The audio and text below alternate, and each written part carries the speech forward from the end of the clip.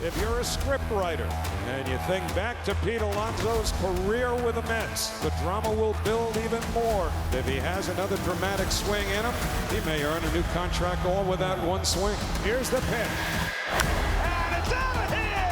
Pete Alonso with his first major league home run! Way back and long gone. No one has ever hit more home runs in a season as a New York Met. Number 53. A new rookie single-season home run king. Pete Alonso, walk-off two-run homer! And if you want to get a win for number 41, what a way to do it. The best home run hitter in baseball wins it. Their biggest and bestest, delivering the blow when needed. Number 200! He did it! He did it!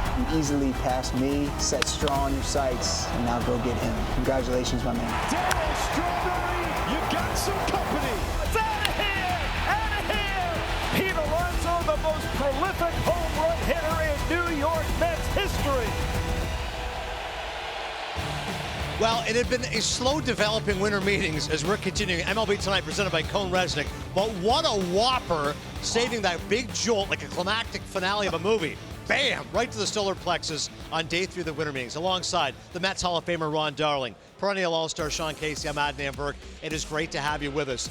Pete Alonso and the Baltimore Orioles financing a 5-year, $155 million contract. This tweet from Jeff Passan. Alonso leaves the Mets to make a loaded AL East even better. Ronnie, you've been obviously calling Mets games for many years. You've seen Pete Alonso be one of the great home run hitters in Mets history. Your reaction? I mean, I didn't know the Mets were going to provide all of our content for this entire week. I'm flabbergasted. Yeah. I just, the Diaz news was kind of shocking, but the Dodgers get whatever they want.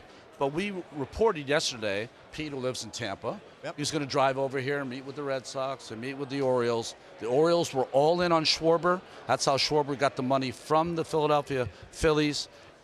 And they're not messing around. The Orioles have said, we wanted to land a big whale, and they did in Alonso. I thought the same thing. Oh, wow, I'm flabbergasted. Yeah. This is incredible. Stunner. I did think, though, when I saw the Orioles go to 5 for, I heard they were 5 for 150 for Schwarber, I immediately said they're going right after Alonso, and they're gonna make sure that they land it. They need a big bat in their lineup. They don't have the power. They had 3 guys lead that team last year with 17 home runs.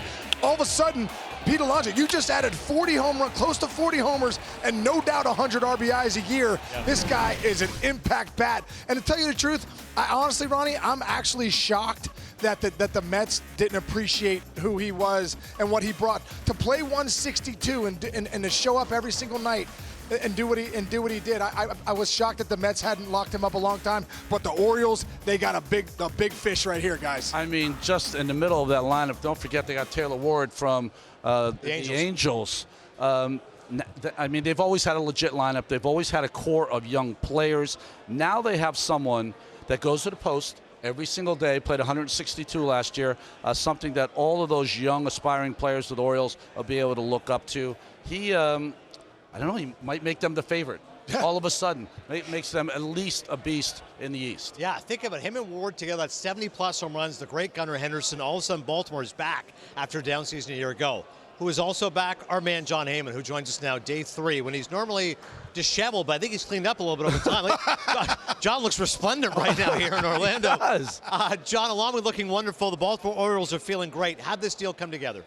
Well, the Orioles and the Red Sox both met with Pete Alonso when he came in here yesterday. Meeting lasted late in the night. Obviously went very, very well. Both teams were very interested.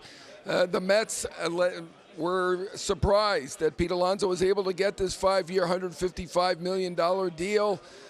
Good for Alonso. Remember, he turned down 7 for 158 a couple years ago. Ends up with 205 over those same 7 years. It's worked out for Alonso. I'm with you guys. I'm flabbergasted to some degree.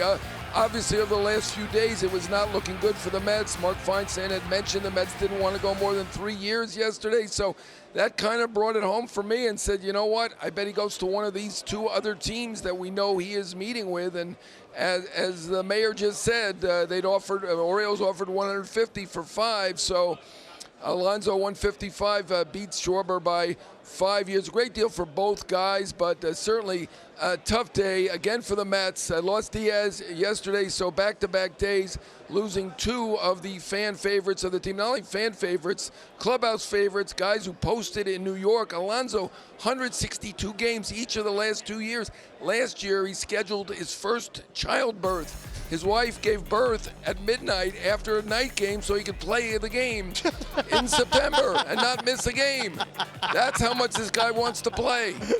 That is an unbelievable nugget. I have not heard that before. Wait a minute, maybe she's the gamer. Absolutely, give her the game ball. Haley, amazing. I mean, she's from Boston, so we were thinking maybe Boston, there could be a spot for him, but Baltimore, obviously big game hunting here, went for Schwarber. They were in on Tucker. We'll see what else they could do. As presumably, look, they got Ward, they got Kittredge, they got Helsley. They have done a ton. They are one of the few really aggressive teams out here in Florida. Baltimore, Boston, Toronto, AL East really heating up. Steve, John, listen, I thought that Steve Cohen had more money than Rockefeller. How can you get outbid by Diaz and with regards to Alonso back-to-back days? That's stunning. Yeah, I don't even think they were close on Alonso. So, they just didn't really have the same interest that Baltimore had, obviously. Never got anywhere near. They had a nice meeting at the GM meetings. They said nice things, but they just don't love that, paying that big right-handed slugging first baseman a lot of money. I don't think it's anything personal. I'm sure it's not. Alonso's a terrific guy, good in the clubhouse. But they just don't want to do that. They want to really concentrate on run prevention. But you're going to have to score some runs, too. And that Soto-Alonso combination was absolutely fantastic last year for the Mets. That was really the one of a couple of very positive things in a very, very disappointing season. Work to do right now for a New York Mets team. As you said, they missed the playoffs at 83-79, and now they lose Edwin Diaz and Pete Alonso. Great stuff, John. Appreciate you. We'll talk to you again soon. Thank you.